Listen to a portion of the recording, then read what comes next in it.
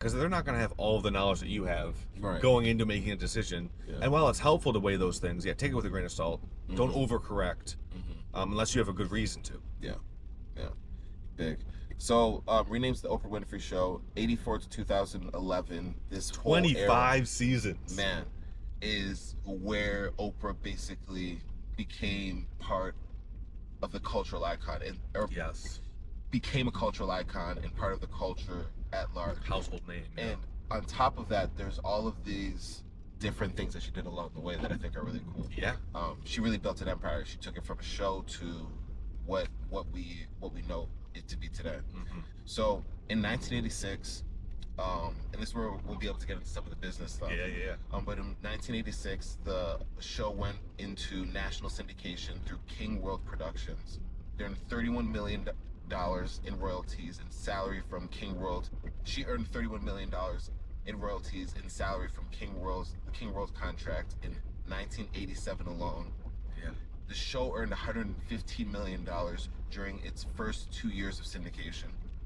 In less than a year after going national, the show overtook Donahue as the #1 syndicated talk show in America. By 87, this is when she hit that millionaire status. That's when she started really making that dollar and outpacing her year to thousands of dollars that she was making. Correlation. Yeah, meteoric rise to success, just insane trajectory.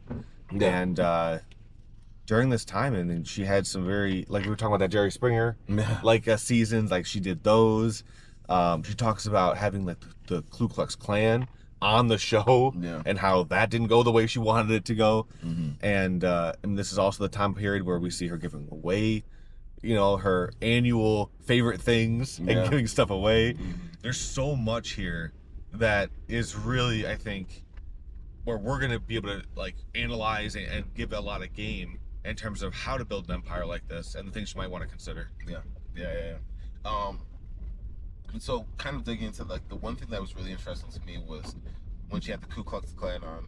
Yeah. And then I think another defining moment that was really close was she had a guy that was in a relationship and cheating on the relationship, cheating on his wife with his girlfriend, and they brought both of them on the show.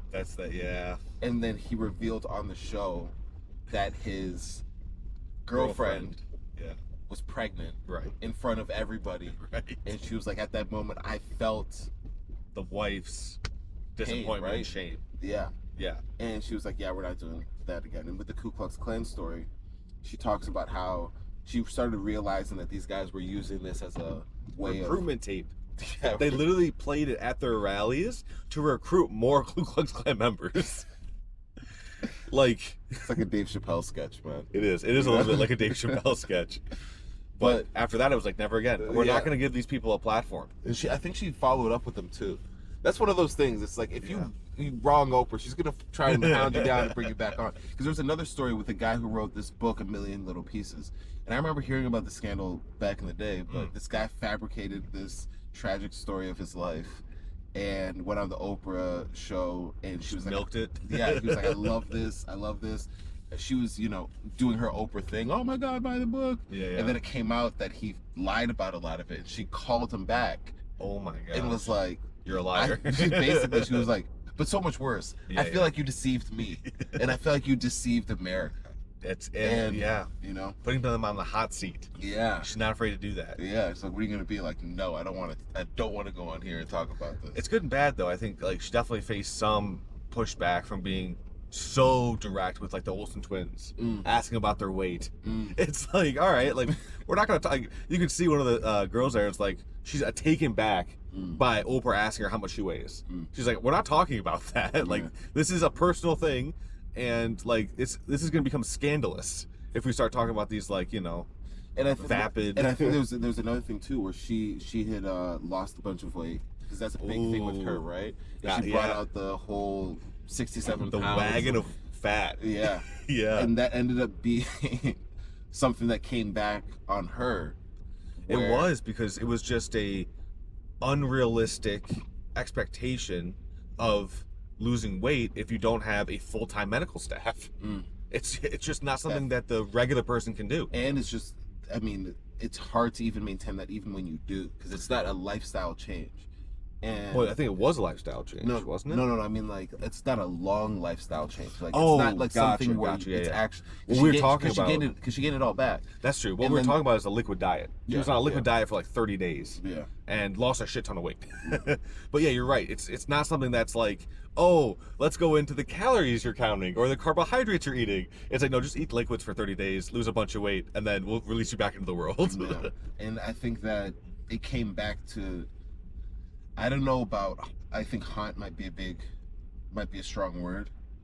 Yeah. Because I think that there was also a lot of connection that was built from that, because she kind of said, all right, I mean, like, I can't hide from it, right? Yeah. I think but- she owned it well.